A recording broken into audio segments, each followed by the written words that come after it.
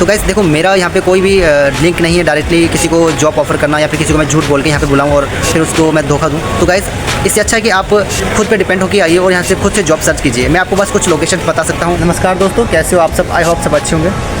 तो गाइस कुछ क्वेश्चन हैं और जिनके जवाब मैं आपको देना चाहूँगा और हो सकता है कि ये जानकारी आपके लिए बहुत ही इंपॉर्टेंट हो और मेरे ख्याल से ये आपको पता भी होना चाहिए अगर आप यहाँ पे स्टडी पर आ रहे हो तो गाइस जो भी भाई स्टडी पे आए हैं या फिर जो आने की सोच रहे हैं और जिनकी फ़ाइल प्रोसेस लगी हुई है उनके लिए ये जानकारी बहुत ही महत्वपूर्ण है। अगर आप इस वीडियो को पूरा देखते हो तो हो सकता है कि आपको इस वीडियो से काफ़ी ज़्यादा हेल्प हो। तो गाइस चलिए वीडियो स्टार्ट करते हैं। तो गाइस होता क्या है, जब हम इंडिया में होते हैं ना तब हम कम बजट में एक अच्छा एजेंट ढूंढने की कोशिश करते हैं और जिन पे हम भरोसा भी कर सकें। तो गाइस भरोसेमंद तो आपको मिलेगा लेकिन आपको कम बजट में एजेंट नहीं मिलेगा।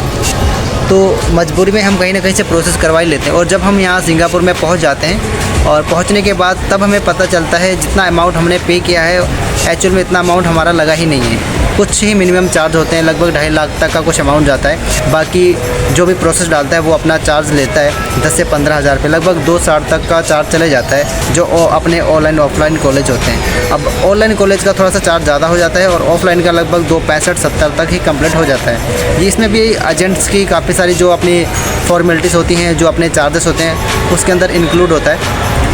और जब इंडिया से इतना ज़्यादा अमाउंट लिया जाता है तब जाके मुझे बुरा लगता है, क्योंकि मैं ऑलरेडी 4,15,000 रुपये लगा के आया था। तो मुझे इस चीज़ को सोच के बुरा लगता है कि फालतू के पैसे लिए जाते हैं और एजेंट अपना कमीशन बहुत ज़्यादा ले लेता है। क्या है, जब हम इंडिया से सिंगापुर में आते हैं इतनी महंगी स्टडी डाल के तो एक्साइटमेंट बहुत ज़्यादा होती है यहाँ को एक्सप्लोर करने की, जैसे कि घूमने की या फिर कॉलेज जाने की या तो फिर पार्ट टाइम जॉब को लेके काफ़ी सारी चीज़ें होती हैं जिनके पीछे हमारा माइंड सेट होता है कि हमें जाके वहाँ पे ये सब करना है। तो गाइस इसके बीच में हम ये भूल जाते हैं कि जो हमने पैसा यहाँ पे खर्च किया है कि वाकई में इसका चार्ज इतना लगा है या नहीं। तो हम इसकी अपडेट लेना ही नहीं चाहते हैं। हम ये सोचते हैं चलो जो हुआ वीज़ा तो मिल गया, बहुत बड़ी बात है। तो गाइस वो अच्छा है, मैं आपको ये नहीं बोलता कि आप कुछ ऐसा काम कर दो कि यहाँ पे आपको रहना मुश्किल हो जाए या फिर रिटर्न चले जाओ। लेकिन थोड़ा सा एक जानकारी के तौर पे आपको बताना चाहूँगा, जो आपने मोटा अमाउंट खर्च किया ना तो आप इसके बारे में डिटेल पता कर सकते हैं कि मेरी जेनुअल फीस यहाँ पे कितनी जमा की गई है और कितना अमाउंट यहाँ पे लगा है। देखो छोटे मोटे चार्जेस तो हैं कि जो आप ये समझ सकते हो कि कोई भी अगर कोई काम करवाता है तो एजेंट अपना चार्ज लेता है, तो ठीक है। जो जेनुअल है ठीक है, वो जायज़ है, वो लिया वो ठीक है, लेकिन इतना मोटा अमाउंट लेना वो गलत है। तो आप ये पता कर सकते हो कि आपका जेन्युइन अमाउंट यहाँ पे कितना लगा है। तो गाइस जैसे कि मैं यहाँ पे आया था तो मुझे पता चल गया था कि मेरी यहाँ पे फ़ीस कितनी सबमिट की गई है और मेरा जो जेन्युइन खर्चा है वो कितना आना था और एजेंट ने मुझसे कितना ज़्यादा एक्स्ट्रा चार्ज लिया है। तो गाइस मेरी एक मजबूरी थी, क्योंकि मुझे वीज़ा इतना लेट मिला था। लगभग मैंने जो प्रोसेस डाला था 6-7 महीने मेरे ओवर हो चुके थे और पहले किंगस्टन में पढ़ा, फिर किंगस्टन के बाद फिर मुझे BITC दिया गया। तो लगभग इन सब में 6-6.5 महीने निकल चुके थे और मैं इतना परेशान हो चुका था, इरिटेट हो चुका था, फिर जाके मुझे वीज़ा मिला। तो गाइस मेरे पास काफ़ी सारी मजबूरियाँ थी जिसकी वजह से मैंने कुछ भी ऑब्जेक्शन यहाँ से नहीं किया।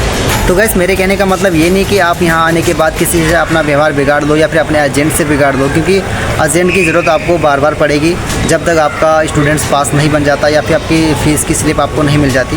तो आपको यहाँ से किसी से भी गलत तरीके से बात नहीं करनी है। बस एक जानकारी के लिए आपसे मैं बताना चाहूँगा, अगर आपसे मोटा चार्ज अगर लिया जा रहा है तो आप यहाँ पे के पता कर सकते हो कि आपका अमाउंट कितना लगा है, जो जेन्युइन अमाउंट आपका लगना चाहिए था कितना लगा है। तो गाइस जब भी आपका एग्रीमेंट साइन होता है ना तब आप उस एग्रीमेंट को अच्छे से पढ़ सकते हो। उस एग्रीमेंट में आपको सब पता चल जाता है कि आपकी फ़ीस यहाँ पे लगभग कितनी लगी है और आप एक आइडिया लगा सकते हो कि एजेंट ने यहाँ से आप अपना जो कमीशन है कितना लिया है। तो गाइस कमीशन हर एक एजेंट लेता है। आपको बस मैं ये दिखाना चाहता हूँ, आप यहाँ पे आओ, अपना जब एग्रीमेंट साइन करते हो तो उसको पढ़ लो ढंग से, उसमें जो टर्म्स एंड कंडीशन लिखी होती है उसको भी देखिए।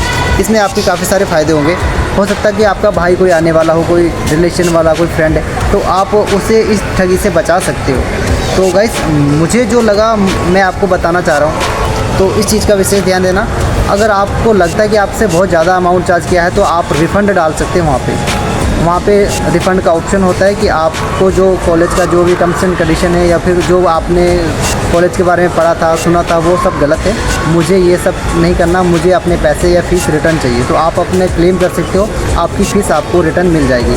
उसमें से जो भी कटौती होगी 10% या 20% वो आपको काट के देंगे, लेकिन आपका अमाउंट आपको रिटर्न हो जाएगा।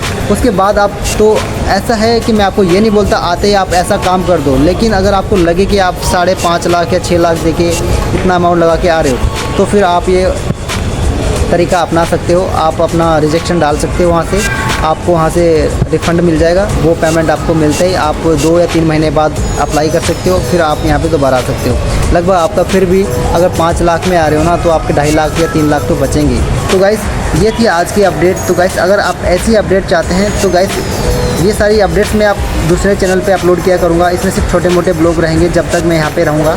लगभग 1.5 महीने बाद या 2 महीने बाद मेरा पास यहाँ से फिनिश हो जाएगा, तो मैं यहाँ से रिटर्न जाऊँगा इंडिया। तो इस चैनल पे मेरे जितने भी ब्लॉग्स आएंगे इंडिया से रिलेटिव आएंगे, सिंगापुर से रिलेटिव नहीं आएंगे। तो अगर आप सिंगापुर से रिलेटिव कुछ भी जानकारी चाहते हैं, वीडियो या फिर कुछ ब्लॉग्स चाहते हैं, इन्फॉर्मेशन या जॉब के रिगार्डिंग या फिर स्टडी के रिगार्डिंग या फिर पार्ट टाइम के रिगार्डिंग, तो आप मेरा जो यूट्यूब चैनल है इट्स मी, इसको सब्सक्राइब कर लीजिए। और एक मेरा यूट्यूब व्हाट्सअप चैनल है, आप इसको फॉलो कर लीजिए। इस पर भी मैं काफ़ी सारे अपडेट्स देता रहता हूँ। आपकी थोड़ी सी हेल्प हो जाएगी। मेरा कहने का मतलब है जितना मुझसे हो पाएगा मैं आपकी हेल्प करूँगा। कहीं ना कहीं से मैं आपको इन्फॉर्मेशन निकाल के दूँगा, ताकि आपको यहाँ पे सर्वाइव करने में थोड़ा सा हेल्प हो जाए। तो गाइस ऐसी वीडियो देखने के लिए अगर आपने हमारे इस चैनल को सब्सक्राइब नहीं किया तो आप इसे भी सब्सक्राइब कर लीजिए। तो गाइस मिलते हैं आपको अगले ब्लॉग में, तब तक के लिए जय हिंद, जय भारत।